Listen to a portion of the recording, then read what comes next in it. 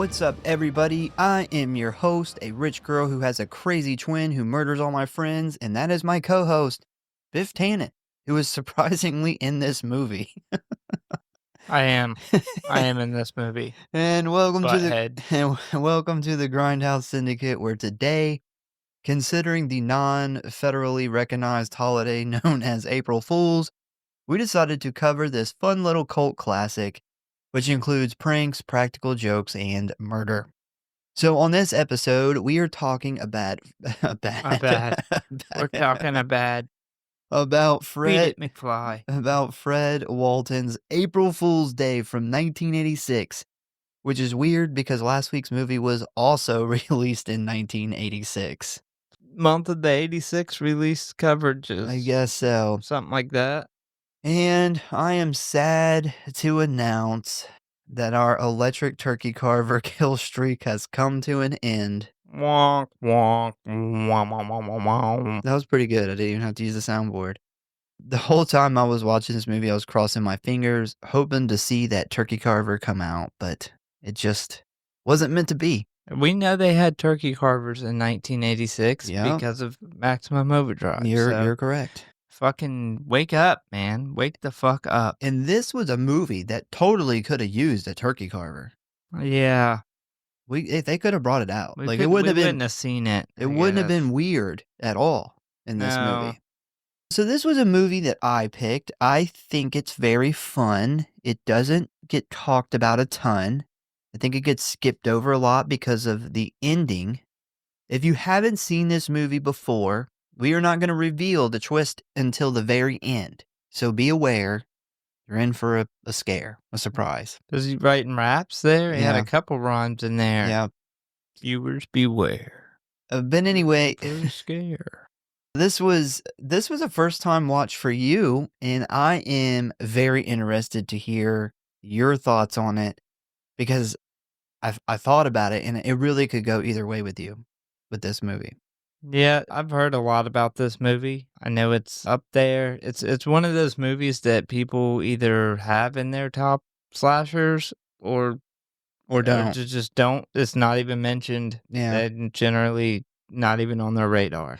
I actually didn't see it until, at least that I remember, until about 4 or 5 years ago. And I only watched it because I was in that, 80s slasher binge at the time. And it was the poster. It was the poster for me. It was the girl she's got like the noose made out of her braid and then the knife behind her back. And I said, let me check that out.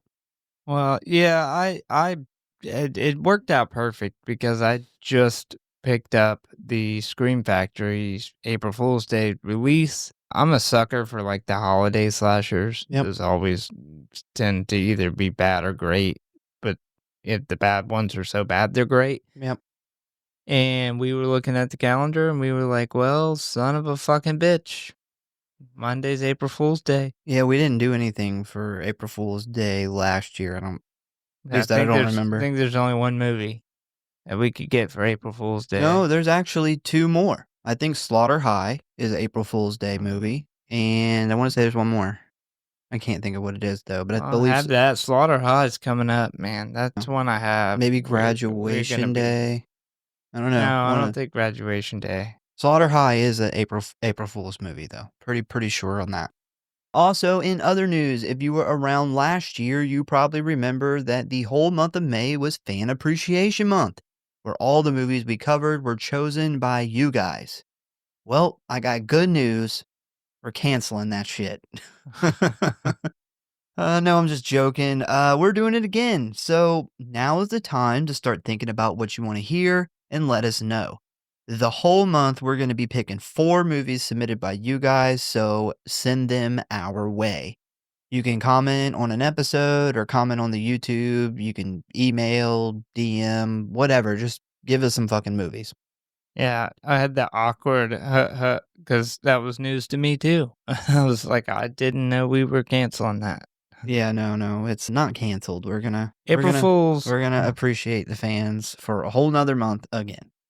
And a last bit of our important info is if you want to hear more of us or just support the show, head on over to the Patreon where we do a fun weekly horror news episode over there. Honestly, it's fucking crazy. Last week, we had one of the wildest stories ever involving a teacher in some ghost face masks and some gangbangs. Jesus It Christ, it yeah. gets a little crazy over there. So if you want to hear shit like that or new movie releases, we talk about all kinds of stuff. Check us out over there. So with that being said, are you ready to jump into April Fool's Day? No. April Fools. You got me. Yeah, I got you. All right, You know you like that shit. let's do it. Hello, boys and ghouls. If you want to stay up to date on what's going on with the show, talk about or submit your movie requests, or just say die, then I got good news for you. You can always find us at one of our social media accounts or our official website at Grindhouse.Horror.Pod.com, Facecrook at the Grindhouse Syndicate Horror Podcast, Instascam at grindhousesyndicate.horror.pod, and many gore, which you can always find links for in the show notes as always. And you know what I always say, the morgue, the merrier. So please subscribe or follow for alerts on new episodes. Now, back to the show, kiddies. Frights, camera, action. And if you really love us and don't want us to invite you to our secluded island estate in order to kill you, give us a review. April Fool's Day is a 1986 American black comedy mystery slasher film directed by Fred Walton and produced by Frank Mancuso Jr., who, if you don't know, was a producer on Friday the 13th Part 2, Part 3, The Final Chapter, A New Beginning, The New Blood, and a writer and executive producer on the Friday the 13th TV show. That man loves some Jason Voorhees. He does. It stars Thomas F. Wilson, Deborah Foreman, Griffin O'Neill, Amy Steele, Deborah Goodrich, and Leah Pinsent. The plot follows a group of college students vacationing during April Fool's Day weekend on an island estate, which is infiltrated by an unknown assailant. It was produced by Paramount Pictures and Hometown Films. It had a budget of $5 million and a box office of $13 million.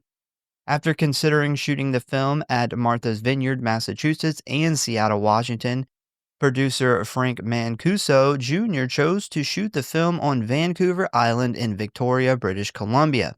Filming took place over a period of 6 weeks at 2 private properties in Victoria. April Fool's Day was theatrically released in the U.S. on 1,202 screens on March 27, 1986. Which is fucking wild, because that's almost to the day of us recording this episode. March 27. That tends to happen a lot. Yeah. I wonder if that was good for 1986. 1,000-something theaters? It sounds like it was pretty good. Yeah, I don't know. I do know that back in the day, there was like, some would be on like 3,000-4,000 theaters. So I don't know. I can't remember. Oh, I guess that's not very good then. It's okay. A novelization of the film by Jeff Roven was published in 1986 by Pocket Books alongside its theatrical release. This novelization features an alternate ending that was filmed and was in the original cut. Unfortunately, though, Paramount executives didn't like the dark twist ending and decided to cut it for a more positive ending. Boo. Yep. The film was praised for its muted violence as a response to public criticism over the overt violence in Paramount's Friday the 13th films. The Dayton Journal, Terry Lawson, gave the film a 3 out of 4 star rating, praising it as a well-made and well-acted little enterprise that holds a surprise or two. Jeff Ritvild of the Santa Clara Signal praised the film as a slasher film for people who don't like slasher films. Which is interesting. The film earned $3.4 million during its opening weekend in the U.S. and eventually grossed $13 million domestically. Though a commercial success, director Walton reflected, "The tragedy, I think, or the great disappointment was that Paramount didn't know how to release it other than as a typical slasher picture. So most audiences came in expecting to see something that they weren't going to see. This is no Friday the 13th. Nope, that it is not. Nope. For its home video premiere in the 1980s, it was released both video cassette and laserdisc. It has since been released to DVD on 4 occasions. The first edition was made available on September 3rd of 2002 through Paramount Home Entertainment. It was then included as one of the films on a triple feature disc that also included Tales from the Dark Side, the movie, and Stephen King's Graveyard Shift in August of 2007. 8 months later, in March of 2008, it was offered as a double feature with My Bloody Valentine, and again as a standalone release in 2013. Scream Factory released the film for the first time on Blu-ray in a collector's edition. The Blu-ray was released on March 24th of 2020. Kino Lorber. Yeah, you're right. I'd never heard of them. Who were they? Kino, they're a boutique label. They got some good releases. A lot of releases though that are not very known. Okay. So they issued the film in a 4K UHD Blu-ray format on January 21st of 2025, so very recently. A straight-to-DVD remake was released in March of 2008. Though it remains the original concept, the story and characters are radically altered in an effort to make it more contemporary. I didn't know there was a remake, never seen it. I assumed it probably just wasn't good. Yeah, I know there was a remake. So when did they do a remake? 2008. 2008? Which there was a lot of probably sucked. Bad movies coming out around then. The reason I didn't watch it is because one of the things that I have always liked about this movie, well, always as in the last 5 years, is I think that the actors are good. They do a good job at being friends. Yeah, agreed. Yeah. So I feel like that is not always easy to do. So I just assumed the 2008 version probably wasn't able to capture that magic. It's also like when you're doing a remake, if somebody knows the original, the cat's kind of out of the bag. Like, especially with this movie. This is a movie you really need to go into not knowing a whole lot about, at least the ending. Yeah, when I was telling you, when you were going to watch it, I was telling you, don't look up anything about the movie because I wanted you to experience the movie kind of like you're supposed to, not knowing anything, not knowing the ending, not knowing what's going to happen. I think that is a far better way to go into a movie like this. Yeah, and unfortunately, when you told me that, I just watched like an interview. I believe it was possibly Quentin Tarantino that was referencing this movie, and then I heard it talked about a couple different times throughout just the past 2 months. But although I knew that there was a big ending, none of those interviews kind of let the cat out of the bag, or at least if they did, I didn't know what they were talking about. So I did, for the most part, get that kind of fresh going into not knowing anything. So ratings, Rotten Tom, 58%. Not bad for this movie, honestly. IMDb, a 6.1 out of 10. Letterboxd, a 3.1 out of 5. And 82% of Google users like this movie. If you would like to watch it, you can currently find it for rent on Amazon, Apple TV, Google Play, Fandango, and YouTube for $3.99. I will say that I had a challenging time looking up facts for this movie, I guess because it's not very big, very known. So I resorted to YouTube, and I was like, you know what did Dead Meat dig up here? So I looked for the Dead Meat episode, and there is one, but it is the most amateur, just like low budget thing I have ever seen. Wow. From yeah, obviously it was one of their first few movies that they did. And it's like, so the sound is like they just used the sound off the camera. And then they did their little skits that they do in their kill counts, but it was like so bad. And it just, I recommend watching it because it shows how far they've come. Yeah. Yeah. Yeah, that I would imagine it was very, very early on because they're high production. Yeah. Yeah. Nothing like that now. Yeah, just check it out. It was a laugh riot for me. All right, so you ready to jump into the plot of April Fools? I'm ready. All right. So we start off with a bunch of college friends that are hanging out on a dock waiting for the ferry to arrive in order to take them to their friend Muffy's family estate that is located on a very expensive and very secluded island. I will say, Muffy. whoever named these fucking characters should be Agreed. shot. A lot of weird names. There's like 2 characters that have normal names, which is like Hal and Nikki. Nikki, And yeah. everybody else has got like, I don't think very many people's been named like Kit and Muffy. Like these are just Chaz. Like these are just not real names. Yeah, Muffy is I've never in my life heard of somebody named Muffy. They're No. named after a muff dive. Those is who a have joke seen in the this movie, movie yeah. will get that. We then jump on over to Muffy, who is reorganizing and cleaning up the basement of this estate in preparation of her friend's arrival. While she is doing this, we see, I guess, she's like the full-time housekeeper. I don't really know what the fuck she does here. Yeah, I had no idea what was going on at She this works point. here. I know that. She works at the house. But she's about to take the ferry back to the mainland for the weekend when she then asks Muffy if she is sure that she doesn't want her to stay and help prepare the house for the weekend. Muffy says no, she wants to do it all herself and also doesn't want to give her father any excuses. This statement doesn't make any sense to us yet, but it will later on. The housekeeper lady then says bye and she hopes that she has a nice party when Muffy then props open a basement window and says, "It better be bloody unforgettable." Once the lady leaves and Muffy finishes up, she then spots an old dusty Jack-in-the-Box laying on a shelf. We then get the title card while we flash back to Muffy's birthday party at the estate when she was a little girl, where we see her open a present with the Jack-in-the-Box inside. She then slowly turns the crank on the side of the box when suddenly the lid pops open, revealing not a clown like normal, but a hideous toy monster, causing a young Muffy to scream in surprise as all the adults start laughing. This take it. This memory makes a now older Muffy smile as she gently places the dusty old toy back on the shelf.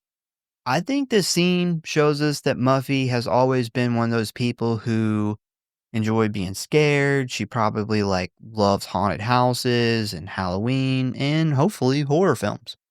She's got a really cool Jack-in-the-Box too. That is a cool Jack-in-the-Box. And props to her parents for being willing to scare their child for a laugh. That is good parenting. That's good parenting. So back over at the docks, we see that finally everyone has arrived. And this is where we meet our main characters. And there's a lot of them. I had to write them down. Yeah, fuck me. Like, I seen this and I was like, God damn it, man. Not only is there a shit ton of them, but they have the fucking weirdest names. Mm-hmm. So first we have Nikki, who is like your fun, hot party girl. And then her boyfriend, Chaz, who is this blazer wearing, crazy spiked hair having, 80s cool guy who makes dumb fucking jokes and records everything with his camcorder.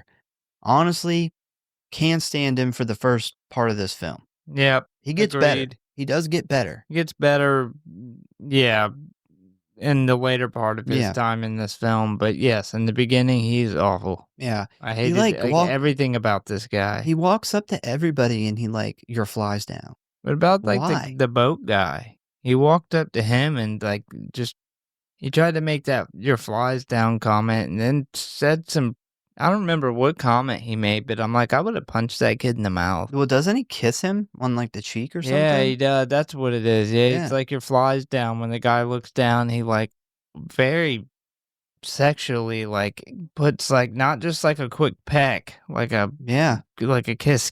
It's weird. It's a weird thing. Yeah. He's also over sexual. He's one of those guys that's has to overcompensate for his tiny pecker. Yeah, his little wiener or his lack of being able to get it up where just everything is about sex for him. Yeah. Then we have Chaz's best friend, Arch, who is your typical goofy, practical joker kind of guy. This is actually Biff Tannen, which was every time I see this, I'm like, this is like the only other movie I've seen him in besides Back to the Future. Yeah. Yeah, I don't think I know of anything else he was in. So then we have Kit, who is the nice, smart, level headed final girl, very similar to the character she played in Friday the 13th Part 2, which we haven't covered Friday the 13th Part 2 yet, but she is my favorite Friday the 13th final girl. Big fan of hers. Wow, there's a lot of them. It's Yeah, a I big like her. statement. I like her the best. And we also have Kit's boyfriend, Rob. He's kind of your basic dude. So like I said, this is Muffy's main friend group from college. But that is not all of our characters because I'm going to call her Buffy so many times. Muffy invited a couple of other people that she's kind of friends with, but not necessarily in her like best friend group. So first we have Skip, who is not really friends with Muffy, but he is a distant cousin of hers. Then we have Nan, who met Muffy in drama class, and she is very much the straight-laced, follow the rules, good girl. And finally, Hal, who Muffy sits next to in economics class, and who is very much an outsider to this friends group, so much so that even Muffy's friends question if he really knows her. And that is pretty much everyone that is headed to the estate for the weekend for Muffy's April Fool's party. Yeah, Hal is another one that's like, this guy doesn't fit in at all. Like, very weird. He's like your stereotypical frat guy, he like reminds me that of comes from a rich family. he reminds me of a politician. Yeah, He's I very could see that. politician-like. Yeah, very frat, rich family, politician. Definitely does not fit in with this group of people. And we do learn that his main goal is because he's going to graduate soon, is to get a job with Muffy's dad's business. Yeah, he's got a job interview, he said, with her dad. Mm-hmm. And he talks about how many millions he's worth. And yeah. There's a scene later on where he's like talking to himself, pretending that he's like hitting on Muffy. And he says, with my talent, he like literally pauses to think what is good about himself. And he's like, my talent and your money. Yeah. So it's obvious where his mind is. Yeah, he also kind of thinks in his head that he was invited because she wants to fuck him, which is totally not the case. Doesn't seem like that at all because she doesn't show him a whole lot of attention this whole weekend. No, but he practices his lines because he thinks it's coming. So once the ferry gets going, we learn a couple of things here. One, Nikki is very attention seeking because despite this being a fairly short trip across the water, she decides that she needs to strip down to her bathing suit and lay out to get some sun. Yeah, be willing to guess that Nikki does not have a father figure in her life. Like, she's got daddy issues written all over her. You're probably correct, especially when we find out a little something about her later. Number 2, Hal is mostly interested in Muffy in order to get a job with her father when he graduates because her father is worth a whopping $50 million. 3, Chaz is definitely being a creep and weirdo to Nan, who he just met, showing her that he enjoys a good porno mag or two. And speaking of Nan, I'm pretty sure she is secretly a 35-year-old housewife who is pretending to be a college student. Yeah, I was very confused at the Nan thing. I thought in the first scene I seen her in that she was like a parent chaperoning or something. She, for one, looks a lot older than everyone else. And for 2, she dresses kind of like a housewife. And she says like she met Muffy in the drama class. She's not an actress. She volunteered to make everyone's costumes because she likes to sew. Yeah. And I'm like, wow, yeah. that's a pretty rockin' Saturday night for you, huh? Just sewing. Says a lot about her personality. Yeah. I got very much Friday the 13th, Jason Takes Manhattan as like one of the chaperones on the ship. Yeah. And then I was very confused when I found out that she was part of the friends group and apparently in college.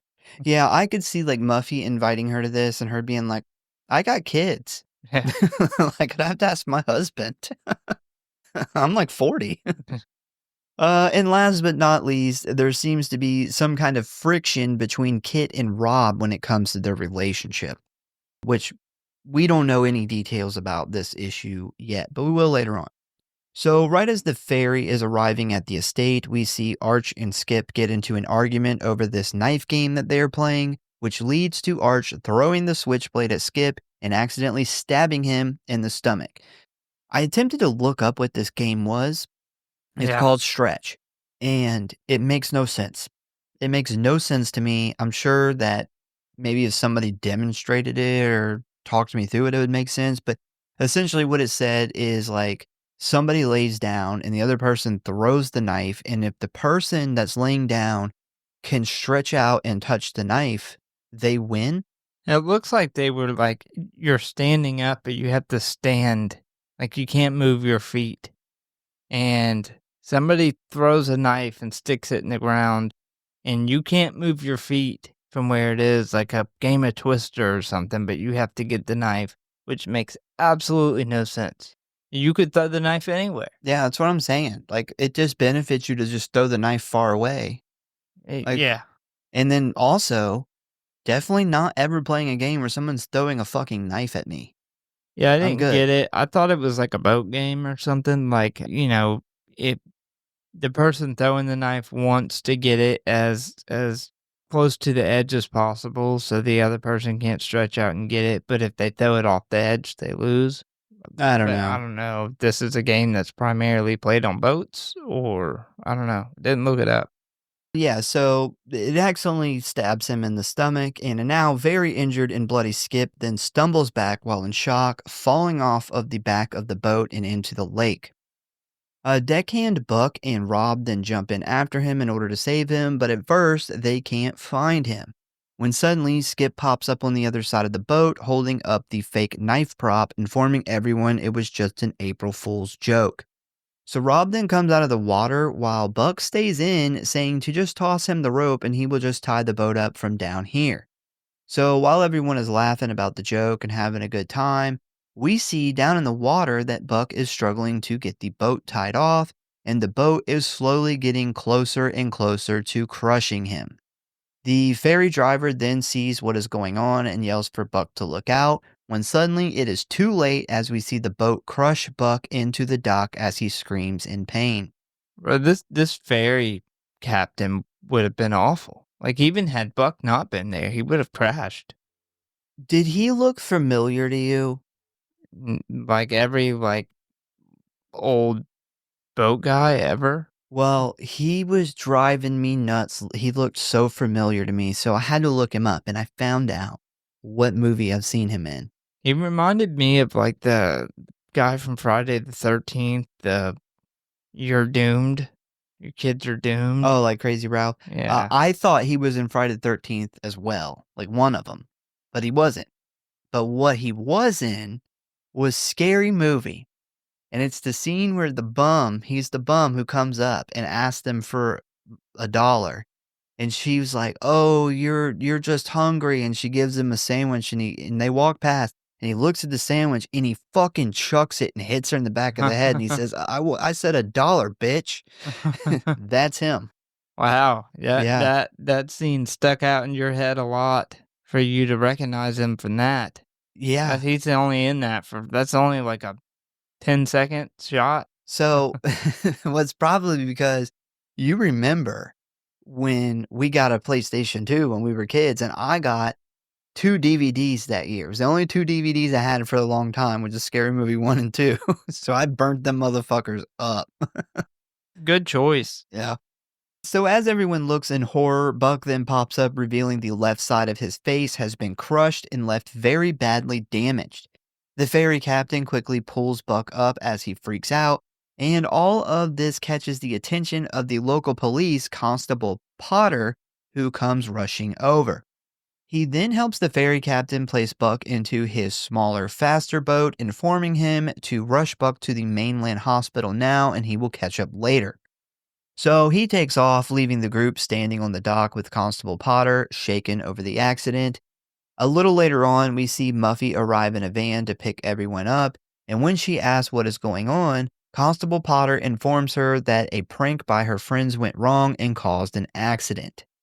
He then asks her if she has heard from her father at all, and she says no, looking kind of confused as to why he would ask her that. He then says that he needs to borrow her boat in order to get back to the mainland to check on Buck, which she says that is fine. And right as he is walking off, he tells everyone to stay put. That way, if something were to happen to Buck, he knows where to find them. So later on, we see the gang arrive at the house, and needless to say, they are stunned by how big and fancy this place is. It is basically a fucking mansion.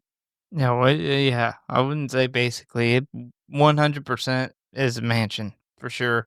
And who has the great manners to walk right into this mansion and jump on the couch with his fucking shoes on? Old Chaz, Jazz, of course. the fucking cum rag himself. So Muffy says that next year, when she turns 21, that she will inherit this place in the first phase of her inheritance, and that her family would spend every summer here until her mother died. Well, you know you're rich when you have phases to Yeah. your inheritance. Yeah, your first phase, which is probably like the smallest, is this fucking mansion. Yeah. Here's Yeah. this $20 million mansion we're just going to give to you as a starter Yeah. for some money. We then see everybody open these wood sliding doors to reveal this grand dining room where Muffy has very nicely set the table with plates, fancy silverware, and dolls resembling each of her friends. And the reason I mention this is because the dolls will come back later on. Very creepy. Yeah. The way they're used later on is great. It's very creepy, but just in general, if I showed up to like a dinner party and the host had made a doll of me and everybody there, I would be a little concerned. Right then, I would be like, okay, this isn't good. Yeah, but I'll tell you what would make me overlook that. I personally think Muffy is quite attractive. Yeah, She's pretty hot. Muffy could use some muff dives for sure. And I also think Nikki is very attractive. And she looks very similar to Sarah Michelle Gellar, in my opinion. Yeah, who, Nikki? Yeah. Man, the way that she, like something about her smile, and I know you're probably gonna, if you said Sarah Michelle Gellar, you're probably gonna be way off here, but not her hair, but just the way her smile, like from her nose down, gave me Danielle Harris vibes. We are two different planets here, but Both hot. yeah, both hot. Needless to say, she's attractive as well. Sarah Michelle Gellar is not, fortunately, as hot as Danielle Harris. She is very similar to Sarah Michelle Gellar in the first like season or two of Buffy the Vampire Slayer, where they were around the same age, I think, at that time. That they don't really look similar now, but I think the very earlier seasons of Buffy looks very similar to Nikki in this movie. So, as the day slowly becomes the night, we see that Skip is taking the accident on the ferry pretty hard as he continues to get drunk, mostly by himself. We also get a short little scene here where we discover that he has an issue with his father, even to the point where he tells Nan that he may just tell his dad to fuck off, even if it costs him everything. She then mentions that it could cost his father's love, to which he responds that already happened a long time ago. This is pretty interesting and will come into play later on at the end of the movie. We also start to see that Muffy has set up April Fool's pranks all over the house, including whoopee cushions and chairs that break away from the back, causing the person sitting in them to fall backwards. Over at the dinner table, as everyone is finishing up their food, Arch asks everyone what their plans are after college, to which almost no one has any idea. Kit then decides to share her boyfriend Rob's good news as she announces that he is going to medical school. This prompts everyone to cheer and celebrate until they realize that Rob isn't too excited. He then says that he had a meeting with his counselor who said that his grades were good enough, but he didn't seem serious enough to get in. And the reason that this is important is it seems to be the source of the friction between him and Kit that we seen earlier.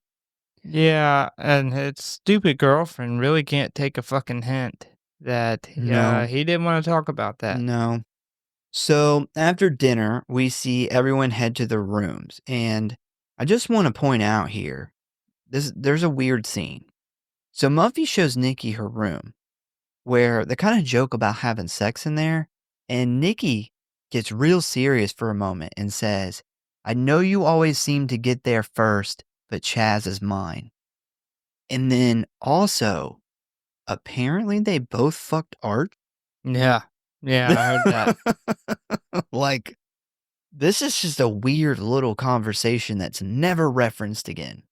So apparently, what it sounds like is Muffy hooks up with a dude and then Nikki gets like the seconds. Sloppy seconds. Yeah, which is weird because I'm like, you're both hot and you're at college. Just there's plenty of guys. Yeah, what's you would going on? think those two have no problem finding guys. No, The fact that they're landing on the same ones, there's got to be something on purpose there. in Arch. Maybe Nikki is trying to fuck all of Muffy's boyfriends.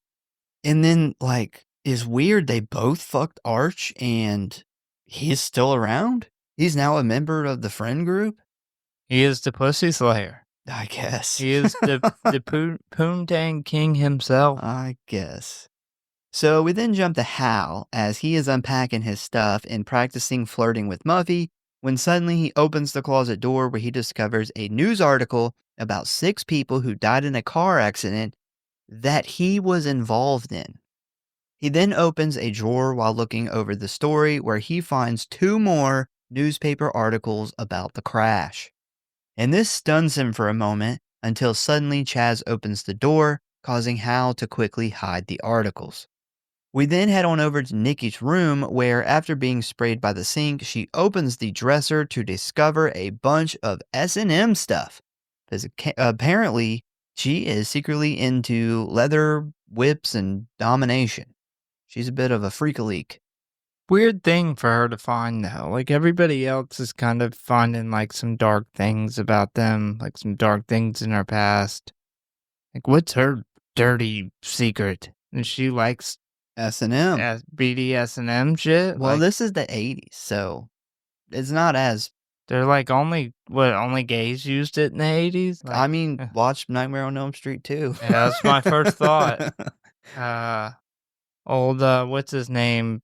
Bob Shea. and some fucking leather behind the bar serving some drinks. Some sexy chaps on the most unsexy man in the world. That imprinted on my brain so heavy that every time I see like leather and like studded leather, I think about that movie. Yeah. And about that scene. Yeah. I can't believe Bob Shea did that. I can't either.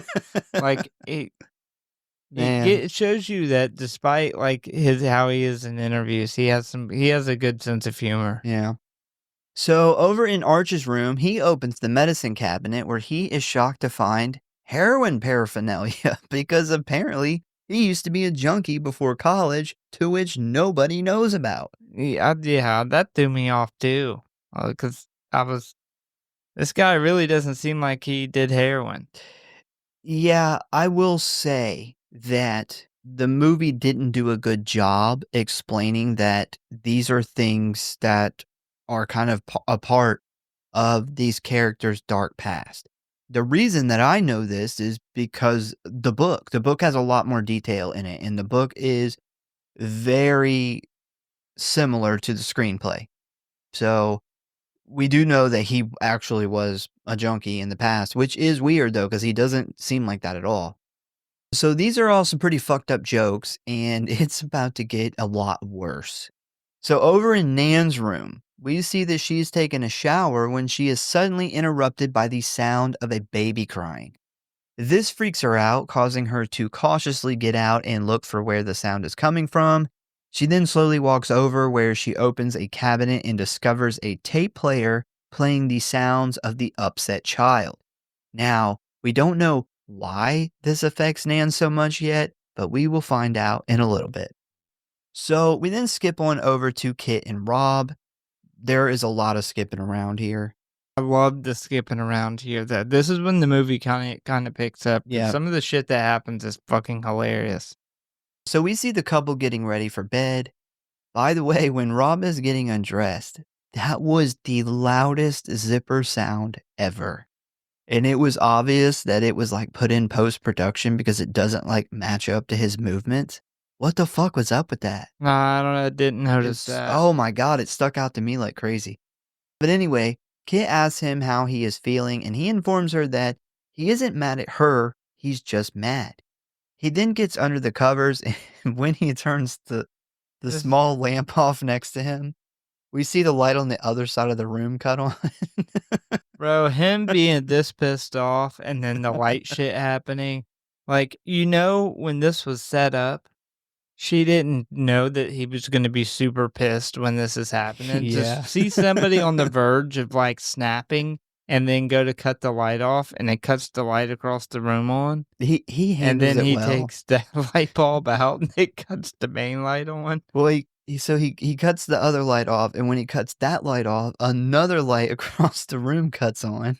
So then he cuts that light off, and then it lights up the original lamp that he cut off. Bro, it was rigged up so good that the second light, he actually goes to unscrew the bulb, and when he unscrews it, it cuts the third light on. And I was like, oh, that's fucking genius. So I don't know if you caught this too, is when he goes to unscrew the bulb in the lamp, because the lamp is on, we see the shadow of his hand in the lampshade.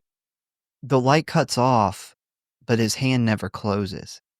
So he just stuck his hand in the light shade, and then, a special effects guy or like a crew member cut the light off, and then he just pretended like he unscrewed the bulb, but there's no way he could have. His hand stays open the whole time, and we can see that because of the shadow. Can't have the actor's hands getting burnt. Yeah. This is pretty funny. This is a really good joke. It is a lot better than like, hey, you killed some people in a car crash, or you used to be addicted to drugs. Yeah. This is a joke. Yeah, this is like what an April Fool's joke Yeah. should be. Not, I accidentally threw a knife into our friend's chest and he fell off the boat and is probably going to die. Yeah. So next we see a very drunk Skip stumble down a set of steps where he comes across a very small, very young weed plant where he cuts a piece of it off and takes it down to the boathouse. I think he thinks he's going to smoke it and get high, but I don't think that's how that works. Nope.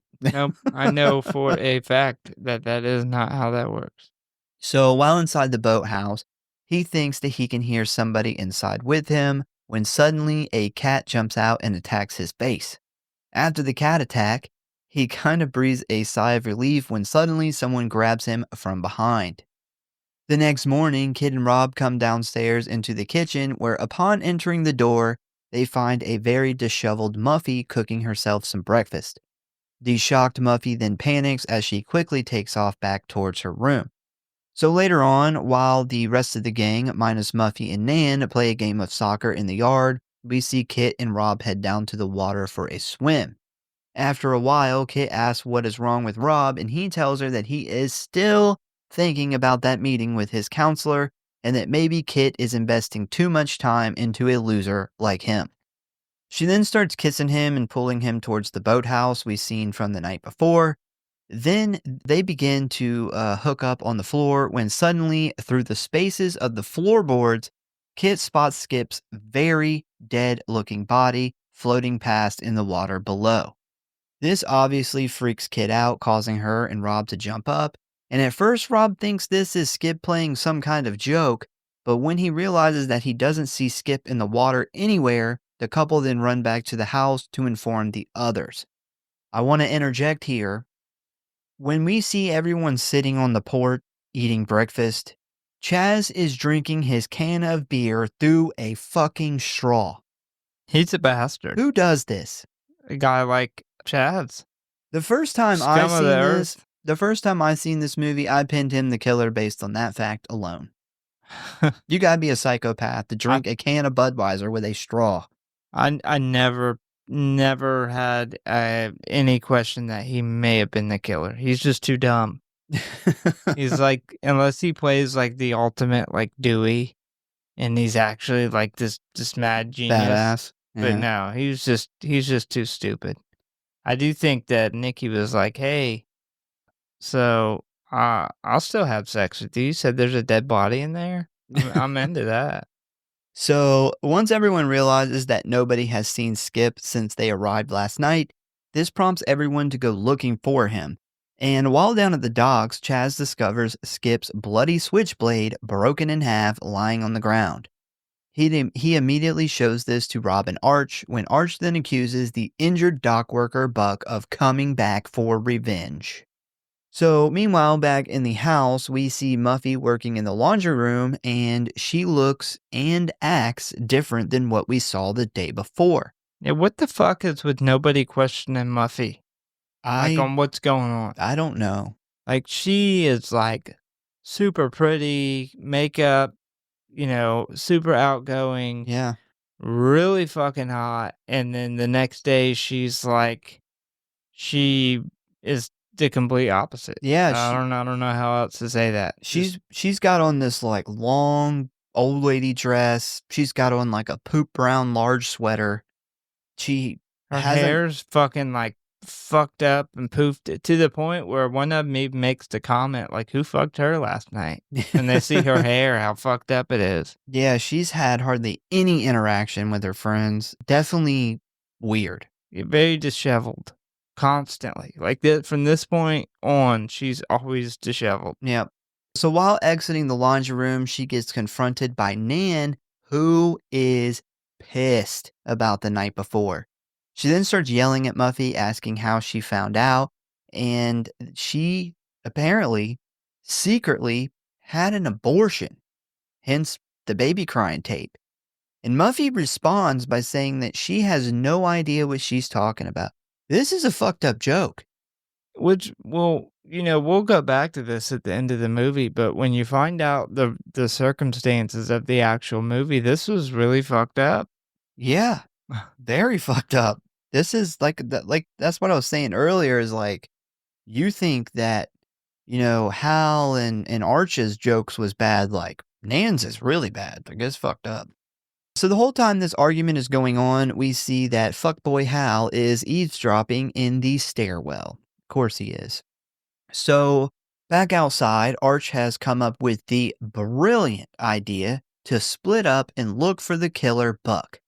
And while walking through the woods by himself, he then starts hearing noises coming from the right side of the woods that he is in. So what does he do? He goes to investigate, which causes him to get caught in a booby trap where a rope tightens around his ankle and flips him upside down, leaving him dangling by a tree. And while this is going on, we see that a real live snake is right underneath him attempting to strike. Thankfully for Arch though, right as the snake goes to bite him in the face, an unknown man walks over, kicks the snake away, but it's not all good for Arch, as we then get a close-up of his face as he screams in fear. Imagine had that snake bit him, how different this movie would have went. Very different. So later on, we see Kit and Nikki standing on the porch when a concerned Rob comes walking up after his search. They then ask him where Arch is, to which he says, "I don't know." And now, with another friend missing, the group has finally had enough and decides to call Constable Potter. Unfortunately, though, the phone line isn't working. While they wait, the girls decide to make some tea in order to calm their nerves when they discover that something is wrong with the water line. When Kit brings this up with Muffy, who is still acting weird as fuck, she tells them that they have a well on the property that they can get water from. A very aggravated Nikki decides to go herself, with Hal tagging along. So down at the well, Hal drops the bucket while flirting with Nikki, which then causes Nikki to drop the flashlight. So the only other option is for one of them to climb down into the well. Bro, this guy's pickup line, what did he tell her? He wants to plow her field. Plow her fields. Because he's like, "You think I'm a country boy?" but I really want to props for shooting his shot, though. No, I'd take I disagree with that because he totally has those vibes that he's that rich boy who was given everything he's ever wanted. Yeah, So I don't see him as, like, a country farmer guy at all. yeah, no, he's like he shoots his shot all the time because he's used to always getting his way. What Well, a fucking bastard! I give him some I don't like him, but I give him some props for trying because Nikki's hot. I love that we skipped over it, but part of his prank was that cigar blew up in his face Yeah, the because ones she knew he was gonna steal them. steal her dad's. He's Yeah. like, he's got $50 million. You gotta be some good ass cigars. Uh-huh.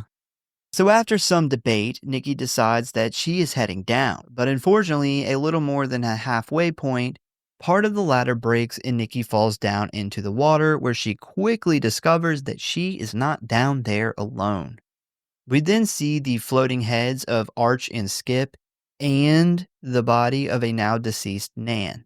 This causes Nikki to lose it, forcing Hal to climb down and help her out of the well. So later on at the house, we see that Nikki is pretty terrified and the whole group is now on edge when suddenly the phone rings. Rob immediately picks it up and informs Constable Potter about Buck returning for revenge, when Potter then says that that is impossible because he is visiting Buck at the hospital on the mainland right as we speak. We then see Rob's face go white as the constable begins telling him something that we can't hear about Muffy. And when he gets off the phone, he only tells the group that Potter said that he is on the way and he will shoot up a flare when he arrives at the dock and for everyone to stay together and not to leave the house. Chaz then asks about Buck, the injured deckhand, but Rob then tells him that it's not him because he is still in the hospital and Potter just seen him in person. This information puts the crew on edge as they slowly begin to suspect each other. Everybody then spreads out all over the house as they begin checking and locking all of the windows and doors, and while Kit is checking the office, she stumbles across an old picture of Muffy and another child that looks exactly like her. So it looks like this crazy bitch has got a twin. Yeah, she obviously knew Muffy as a child because looking at these pictures, this look like two twin boys to me. I agree. I thought the same thing. Like I was like, "Wait, is that supposed to be Muffy?" Like I assume that this is supposed to be like her twin, and this is when you start figuring out like obviously these two are swapped. This isn't Muffy, but man, they could have picked a better picture of some twin girls. I agree. It's pretty awful. So, before Kit can really put two and two together, though, Muffy walks in and says some creepy ass shit about how it takes all night to get here by boat, and sometimes people just don't make it, which definitely freaks Kit out. Yeah, why is nobody questioning I don't know. Like, I would be like, Who are wait a minute, you?" what the fuck do you mean sometimes they don't make it? Yeah, Like, what it's is that? What is that supposed to mean? Like, do people frequently die trying to come here? I'm like, it's a lake. Yeah, This is like not a hurricane outside. Like, what are you saying? Camp Crystal Lake. Sometimes they just don't make it. Sometimes they don't.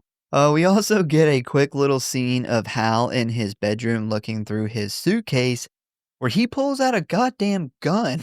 It's the only thing I give him props for this whole movie. Which he tucks nicely into the back of his jeans. He said, "I have no problem killing those 6 people in that car wreck. I have no problem killing again."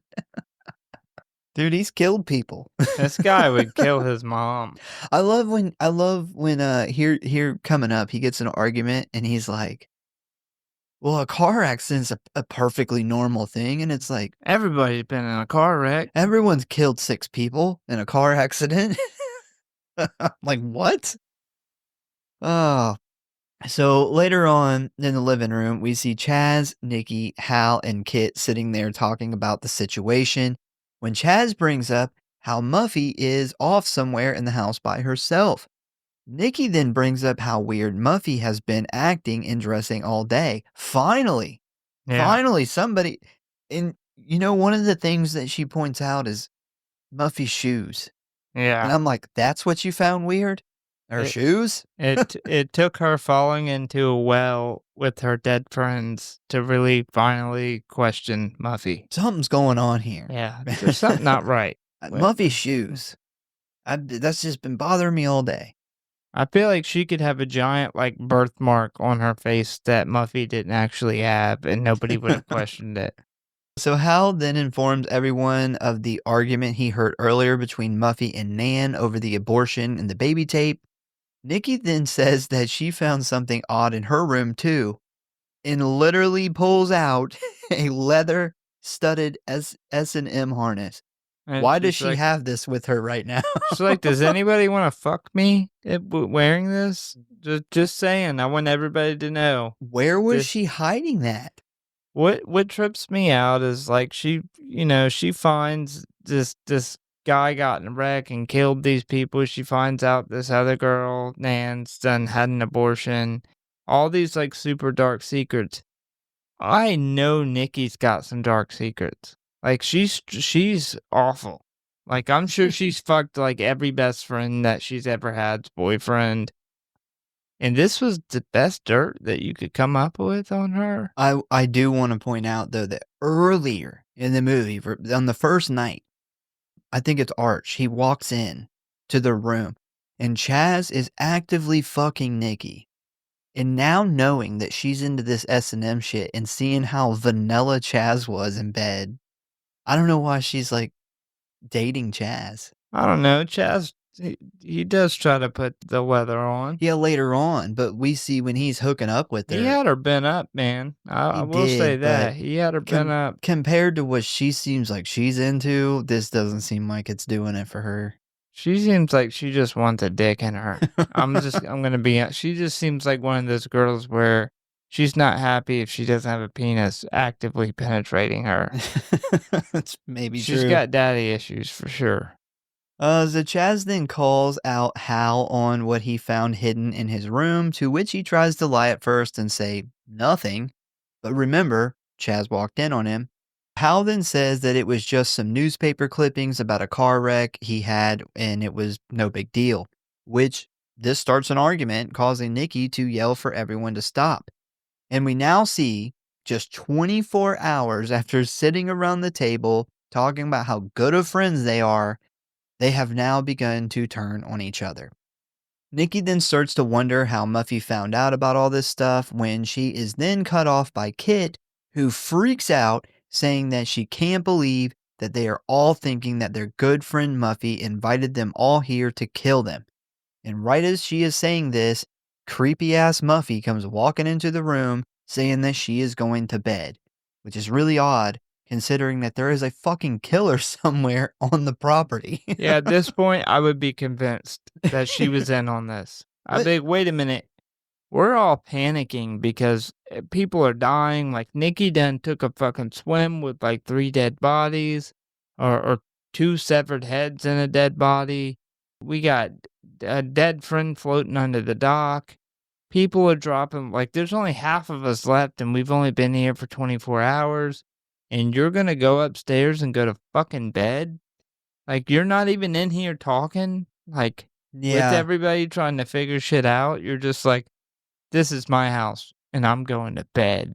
I will say, and this doesn't pertain to Muffy because 1, she's not me. 2, she's way younger. But now in my older age, as you know, once I get tired, I'm done. I'm done with everything. Like, I'm going to fucking bed. Like, that's it. I don't tell anybody I'm going to bed. I don't announce it. I just fucking go to bed. Well, I would assume if we went somewhere with 6 other people and like 3 or 4 of them was dead within 24 hours, you wouldn't be that fucking tired. I would like to assume that, but at the same time, it depends on how tired I am. I may be like, you know what? Let's pull guard. I'm not going first. Going to bed.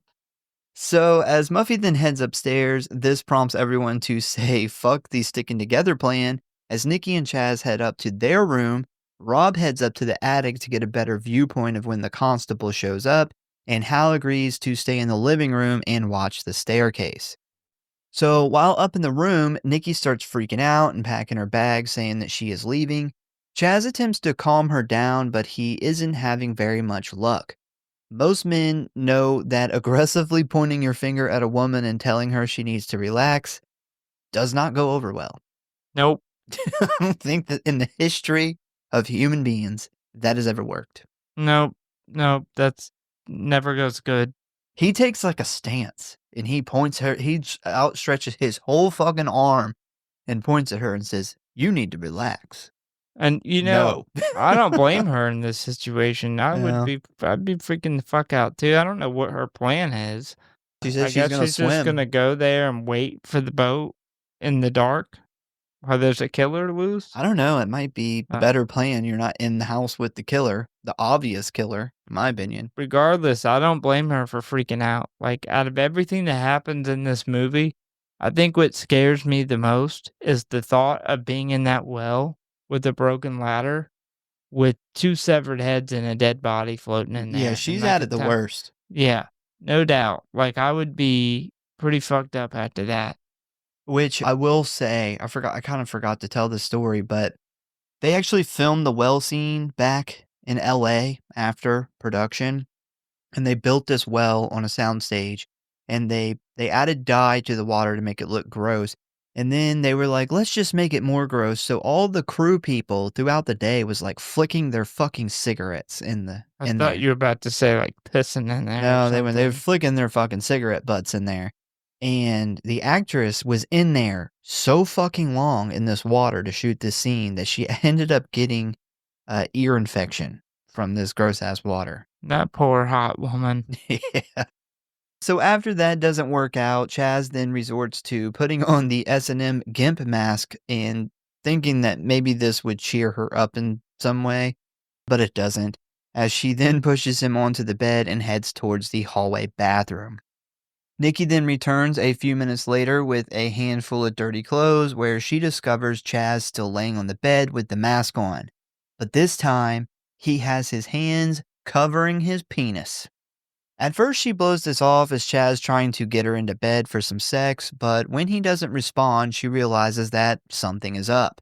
She then jumps up off the bed, smacks his hands away from his crotch, revealing a pool of blood where his dick used to be.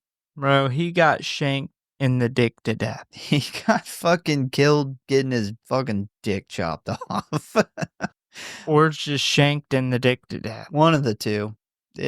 But either way, it's not looking good for his penis.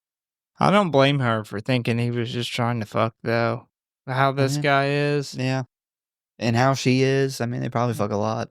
She's probably like, oh my God, is that your hand over your crotch? You're making me wet. So after a shocked Nikki sees this, she starts to slowly back away when suddenly the door behind her starts to shut as someone creeps up behind her. And that is the end of Chaz and Nikki. We then hop on over to Kit and Rob, who have made their way into the attic, where Rob immediately tells Kit the rest of what Potter told him on the phone. And he says, whatever you do, don't trust anybody else. That's why you all need to stick together. But especially, don't be alone with Muffy. Kit then asks why he said that, but Rob says that he doesn't know, but considering that Potter has known her since she was a kid, he believes him. After that, Kit notices over in the corner of the attic those dolls that we seen earlier in the dinner table scene, but this time, Muffy has set them up in the same way as their bodies were found, pushing the narrative on Muffy being the killer even further. How Kit doesn't suspect her at this point, I don't know. Yeah. She's blinded by a really good friendship. Like, they must have been really good friends. Yeah. It would take like somebody that was like you. It would take somebody like you for me to be like, nah, he wouldn't do this. Anybody else, man, I feel like I would be like, yeah, something's gone horribly wrong here. After the doll scene, I would maybe be like, maybe he did do this. I will say the dolls though upstairs, super creepy. Yeah. Like, worked really good in the horror movie. Like, it's just a super creepy scene. Like, something's gonna happen with the dolls, with them being at the dinner table, but them being up in the attic and with the heads chopped off and them sitting in a little bowl of water with Nan's little doll body sitting in there. And then how they had Nikki They and had Nikki and Chaz set Chaz, up which in the bed bloody, and then when they find them, like, right after this, I would be like, "She 100%." Like, yeah, yeah. she's literally predicted this with dolls. She's a She's psychic psychic. or a killer, one of the 2. So before She's a psychic who enjoys playing with dolls still a lot, or she's a murderer. I would be leaning heavily on murderer. Yeah, especially considering how she's acted since the first night, or since the next morning. Yeah. Before Rob and Kit can really say much more on this subject, though, they are interrupted by the light of the flare coming from the docks. Now remember, that is how Potter is supposed to signal them when he arrives. So the 2 then run back down and attempt to find everyone else in order to escape with Potter, but unfortunately, this plan quickly falls apart. Kit then finds Nikki's door locked and gets no answer when she knocks. Rob can't find Hal, who was supposed to be watching the staircase, and there is no sign of Chaz in his and Arch's room. Now, had Chaz listened to Nikki, and they hit it to the docks, They'd already be there. yep, that Yep. flare would have went off, they would have been there, and then they would have found those dolls and been like, this is really weird. There's only 3 dead dolls. Yeah, Nikki and Chaz aren't even here anymore. Yeah. Why are they? They're definitely not in their bed cut up. Bloody. So Kit and Rob then meet back up in the hallway, and despite Rob's protest, Kit demands they go and try and find a Muffy. We gotta go I find gotta the killer. go find a Muffy. Well, it's like, I gotta go find the killer. We gotta Yeah. take the killer with us so they can kill us on the boat. Exactly. So they head to her room where they find the door hard to open, but after pushing really hard, they find a bloody Hal hog-tied and hung from the ceiling. A now fully freaked out Kit and Rob say fuck it and run out of the house and down towards the docks, but when they arrive, they only find the constable's boat. They then jump in it, attempting to just say fuck it and leave everybody else, but they quickly discover the keys are missing and there is an envelope laying on the seat.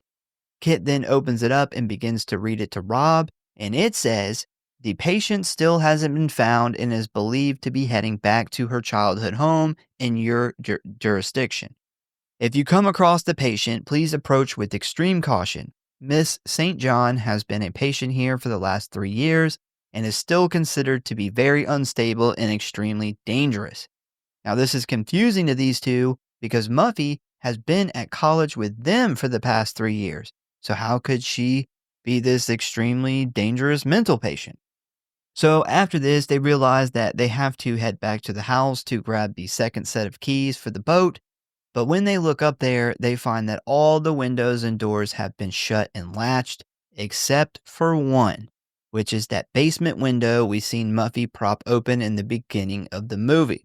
I'm surprised Kit wasn't like, well, it couldn't be her. She was at school. I Yeah. told you, we got to go get Muffy right now. It's Yeah. not her. She's not the killer. So Went right over her fucking head. she's in denial. So they head in there where they are now in the basement of the house, and upon turning on their flashlight, they immediately find a large trail of blood, which leads them to a boiler where they find the burned remains of Muffy's clothes we seen her wearing the first day when everyone arrived, which Kit still doesn't get it. They then find written on the basement wall these height marks, which, they're like when you measure your kids like a couple times a year and see like how much they're growing. And except they're identical twins. So why would you mark them separately? I don't know. I mean, I don't know. Do twins grow? I would assume they would grow identical. the They same. have the same DNA. Well, one ate more broccoli than the other. Maybe that's what it is. And we see here that there is an M for Muffy and a B. But who's the B for? And this is where I would have guessed. And this is where Kit puts it all together. And she excitedly turns around and tells Rob that it's not Muffy killing everyone, it's her twin sister, Buffy. How does she know the sister's name is Buffy?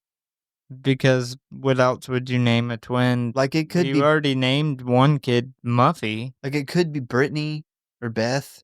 It could No, be any B name. Like, why does it have to rhyme? because parents that would name their kid Muffy would clearly like Buffy is a better name than Muffy. They It probably is. came up with Buffy first, and then was just like, well, what rhymes with Buffy? It's better than Tuffy. Yeah. You're a fucking bastard if you name your daughters Muffy and Buffy. Like, that's some shit that will follow them forever. Yeah. Forever. Yeah, there will be forever muff diving jokes. If I were a cop and I pulled someone over and she's like, hands me her ID and it's like Muffy, and I'm like, really? You can go. Like, I'm gonna give you a warning. Is this a fake name? Are you giving me a fake name? McLovin? Mom, it's the most popular name in the world, you asshole. Read a book. So as she is trying to explain this to Rob, something over in the corner catches his attention. And as Kit looks over at what he is looking at, she sees a framed painting of an old white dude with his eyes cut out. But despite his eyes being removed, we can see that there is a set of real eyes behind it. And I think we all know where this is going. Except Kit. Except Kit. Except- Like, what except could be Kit. back there? Kit pulls that picture off and she's like, oh my God, they killed Buffy. Somebody get Muffy. They killed her twin sister. They're out to get her next. So Rob grabs a metal pipe and tells Kit to remove the painting. And when she does, the rotting, decapitated head of Muffy falls into Kit's arms as she freaks out. And right as this happens, we see Muffy's crazy, deranged twin sister close the basement window and nail it shut, effectively trapping Kit and Rob in the house. They then run upstairs and into the kitchen when Buffy then appears at the back door and attempts to get in using a very large knife. I don't even know if that's considered a knife at this point. Yeah, that's like on borderline, like, It's almost I a don't know sword. about shape-wise, but dagger, maybe? It kind of looks like the swords the guards use in Aladdin. A dagger? Just watch Aladdin, you'll know what it looks like. So while she tries to slip the lock with the long blade, Rob and Kit try to find the spare boat keys, when Rob then opens the pantry and spots the key rack on the back of the wall. As he runs inside to grab them, Buffy enters the room and begins going after Kit, and Rob finds himself somehow now locked in the pantry. Once inside the dining room, Kit kind of finds herself cornered where she attempts to talk some sense into Buffy, but she's not having it. While this is going on, we continue to jump over to Rob, who is still beating on the pantry door, screaming that he loves Kit while crying. He's very upset. Yeah. Buffy ends up backing Kit into the wooden sliding doors that leads to the living room, and once Kit realizes that there is nowhere left to go, she slides open the doors, runs into the room where she quickly stops in her tracks after she realizes that she is looking at everyone that is supposed to be missing or dead, which fucking shook me when I first seen this movie. As a matter of fact, they're all like super still at first, so I thought the first time I seen this that she had like set their dead bodies up like mannequins. Well, that didn't go through my head, but I was super confused. Like, this threw me. Yeah. Like, this threw me to the point where I'm thinking, like, another dimension. Oh wow, you went a completely I'm different like, way than I is did. she imagining this? Has this whole thing been a dream? Like, I'm trying to It was piece all a together. Yeah, she's sitting there reading Word Up magazine on the couch. Yeah, I will say one thing that's awesome about this, like, surprise here is they drag it on for the perfect amount of time. Like, the perfect amount of time for your brain to sit and try to go through all these scenarios and piece together what the fuck is actually going on. Yeah, and I also love they do drop a lot of little hints, but you don't really pick up on those hints until you either think about it or watch it for a second time. Like a really good example is the setup where the constable, when he first sees Muffy, he's like, "You haven't heard from your dad?" And she's like, "No, why?" And you realize it's because they're setting up this whole twin sister escaping from the mental institution thing. Yeah. Yeah, so that is why I didn't want you to look at anything. I didn't want you to catch the ending because the ending is very surprising. Yeah, when I seen this, I figured that was the surprise yeah. ending you were talking about. So, yeah, Kit freezes at the sight of everyone just sitting there casually reading books and enjoying some alcoholic beverages, when she then, still stunned, turns and looks at Muffy, who then shows her that the knife is fake as she smiles. And Kit gets pissed, which And I don't blame her. Kit's like, I don't. Where's Buffy? I'm so confused here. Did you kill Buffy? Was that your sister that's dead? Did you kill your sister for a prank? For April Fools? And Hal's over there like, I killed some people years ago. It's fine. Matter of fact, all 6 of those people were my relatives. So she turns and she begins yelling at everyone and they all burst out laughing. And this is one of my favorite parts.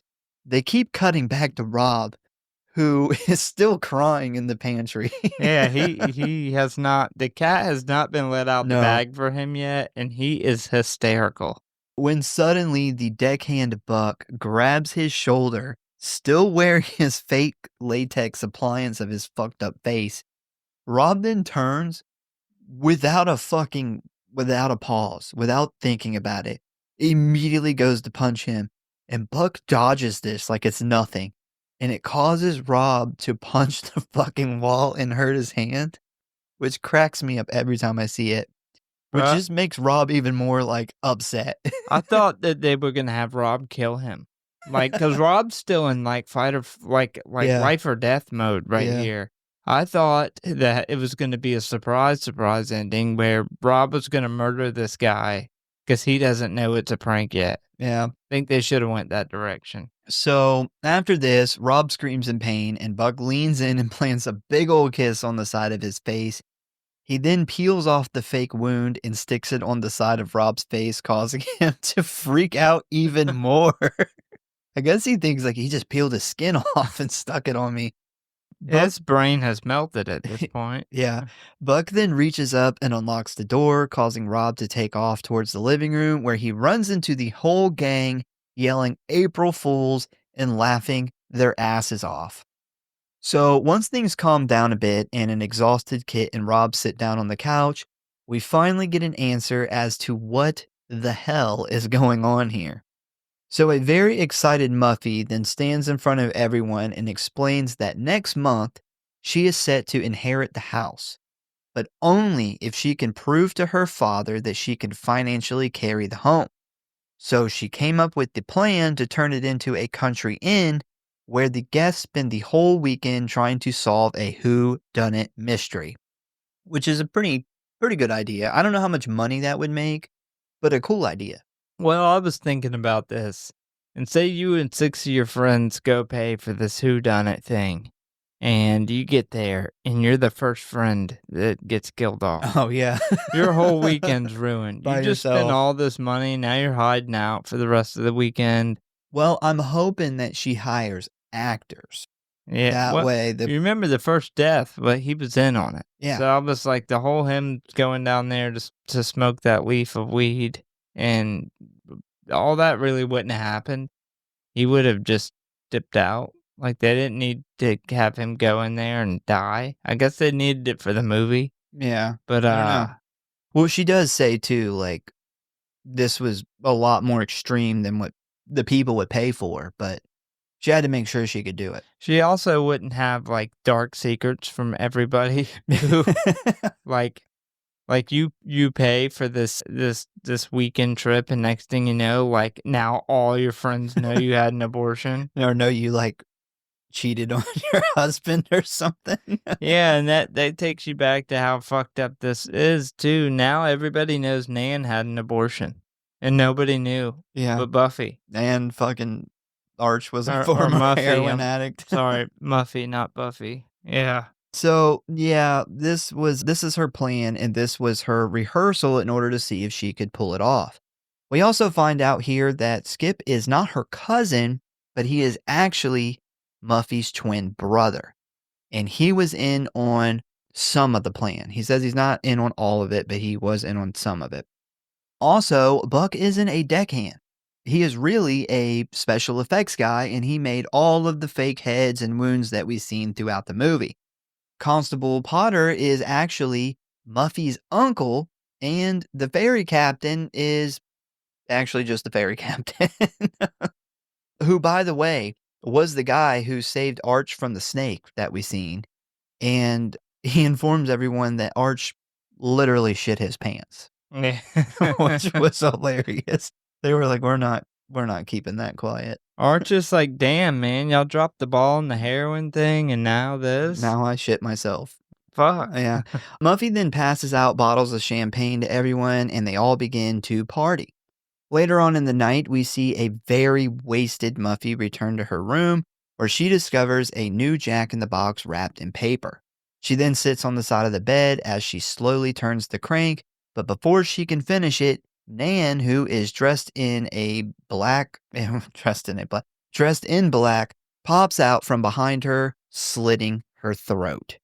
Muffy then screams, grabbing her neck, as a very calm Nan leans over her shoulder and shows her that it is a fake knife with a blood tube attached to it. A now shocked Muffy looks at Nan, who then smiles real big and says, "April Fools." Then they have lesbian sex. Possibly. We then get a close-up of the Jack-in-the-Box laying on the floor, and the camera pans in, and the Jack then winks at the audience. And that is the end of April Fool's Day. The very end seemed like they just didn't know where to go with this. I will explain it. Because it almost gives the vibe that they're like maybe some lesbian sex about to happen. It's very weird. The whole thing is just weird. Okay, so the reason that exists is, one, did you notice that especially Nan has completely different hair? So the reason for this is because they actually had to go back and shoot this ending like months later.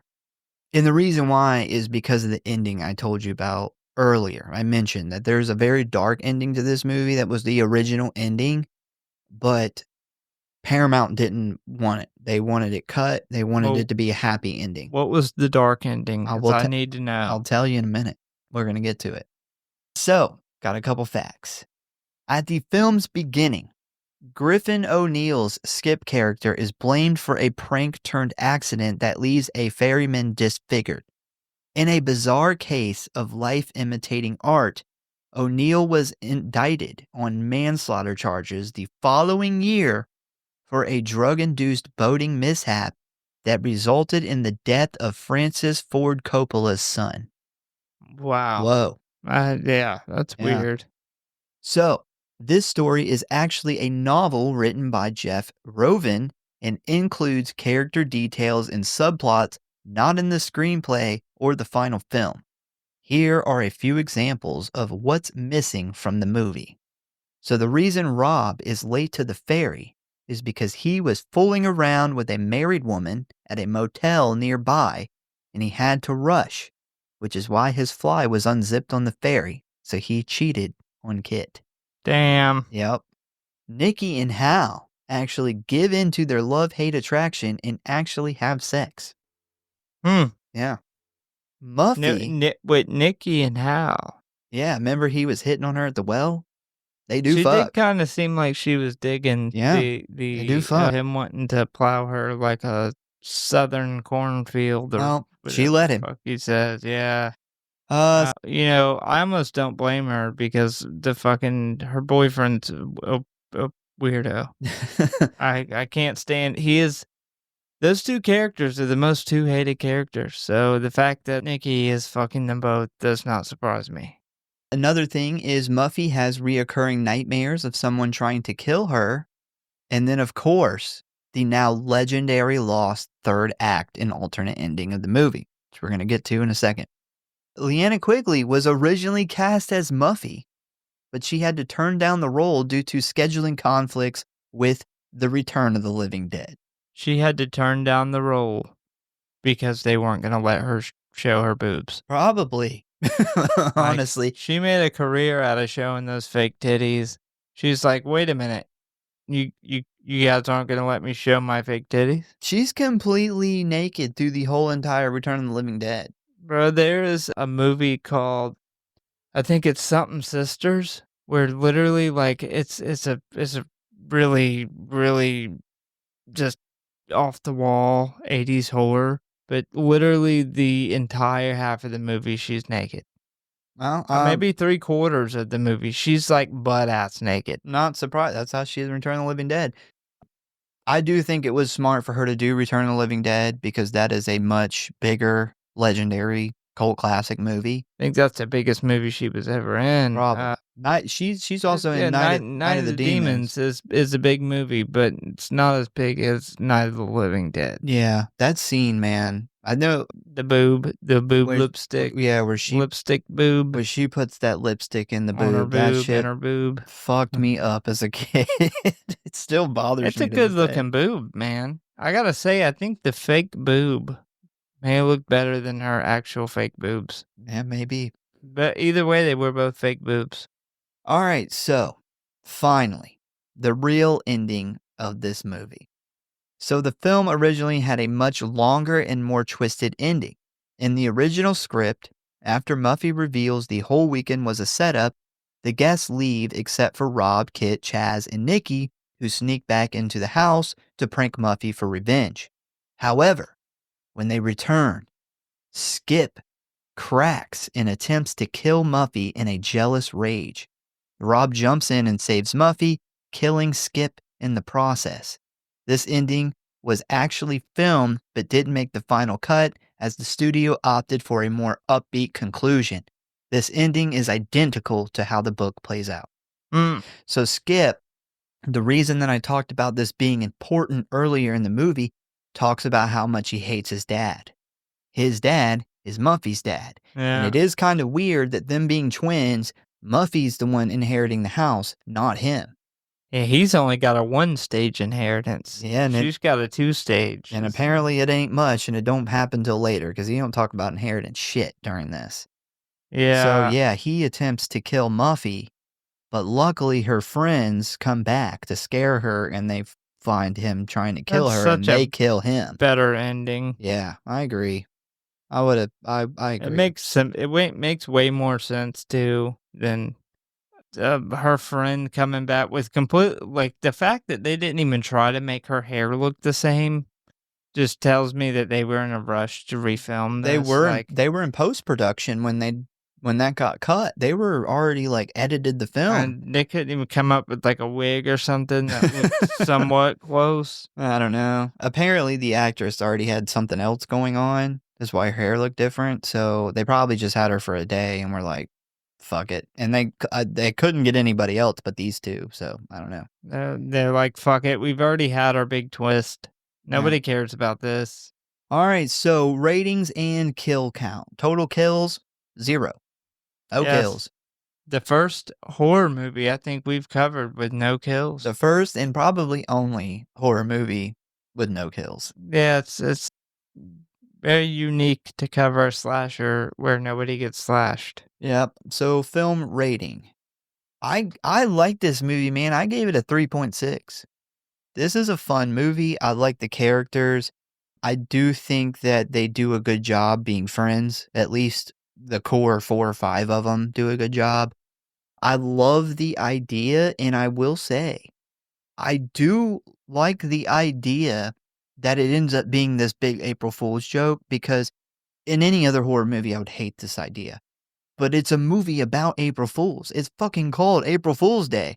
And the ending is so shocking the first time you see it. It's almost mind-blowing, which is weird because you know it's an April Fool's movie and you see all these jokes being played out throughout the movie. Why it's not really obvious at the end, I don't know. But it's like your brain gets so into the slasher thing of it that you're not expecting it all to just be fake. So I like this movie, man. I think it's good, and I wish it was talked about a little bit more. So yeah, 3.6. I gave it a 3.9. Oh, man, you rated it higher than me. Yeah, I mean, I thought it was the perfect April Fool's horror movie. As I mean, like you were just explaining, you kind of don't see it coming.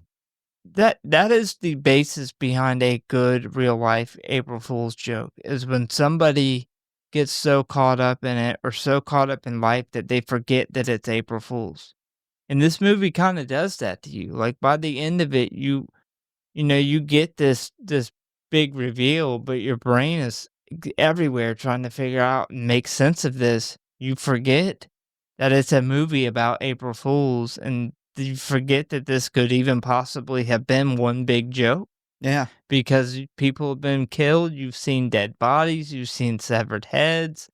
Like, there's so much that's went on at this point. The idea that nobody actually died is just, you forget that that's even a possibility. Yeah, and I think that they drag the story out, like, they do the reveal at the perfect time, because you're in the finale, and the finale lives up to a lot of slasher movies, like, it's kinda your general, especially considering that it's got Amy Steele, who we know from doing the finale of Friday the 13th Part 2, she's very similar in this movie, and you're so caught up in the finale that when the rug gets pulled out from underneath you, you're almost just as shocked as her. Yeah. I Yeah. I will say if they would have went with the original ending, I would have probably rated it a 4. Yeah, I would have undoubtedly rated it a 4, probably a 4.2. That ending sounds really good. Had they done that ending and it been done right, it would have been like the perfect slasher ending, somebody getting killed. I thought the story was, like said, I know it was a book before. It's a very original slasher movie, though. It's very unique. It's perfect for the holiday that it's done around. I thought the acting was really good. I thought the characters did a really good job. Like, they all played their parts really well. Thought the score was really good. The score that they did for it, thought it kind of had, like, that April Fool's Day vibe to it. With I thought they did a really good job mixing that in with the slasher. Just overall, man, I will say it starts out slow. It takes a good third of the movie. The first third of the movie is kinda boring. Yeah, I'll yeah. say it really picks up when the pranks start happening to everybody, and I thought that was really funny. Like, some of those were really funny. Like, when he sits in that fucking chair after getting denied by Buffy, and goes back to his room and sits in the chair that gives away again for the second time. And then when, like, Rob's super pissed and he's trying to cut the fucking lights off and they won't go off, I'm like, and then the cigar blowing up in douchebag's face. I really All of those were really good. I really love, and we skipped over it, I meant to bring it up, but Arch, after he finds, like, the heroin stuff, like, he goes and he grabs, like, a porno, and he goes to leave, obviously to go, do what you do with the porno, and the doorknob breaks off, and he can't get out of the room, and that's when he sits in that second chair, and it just fucking it just throws him backwards, and he's Yeah. just having such a hard time. Yeah, I think from that point on the movie on, things got really good. I thought them, like, the whole Buffy, her character in the first night and then the next morning, the difference was really good. Like, I thought the actress who played that character did a really good job. Yeah, so despite the slow start, I will say this, I think the twist ending is up there with Sleepaway Camp, It is. and that I agree. that is the very reason I gave it as high of a rating as I did. Yeah, I really like this movie, man. And like I said, I don't think it gets enough recognition. Definitely. A great cast. It's really fun. And I will probably watch it again next April Fools. Definitely a good one. Yeah, yeah, agreed. Well, that's going to be our opinion on April Fool's Day. Once again, we thank you guys for listening. Please give us a follow or like if you enjoyed the show. Check out the website, check out the socials, tell a friend, a family member, or your rich twin who you're going to kill because you want the estate about the show. We hope to see you next time. Any last words? We're canceling the show. This is our last episode. April Fools.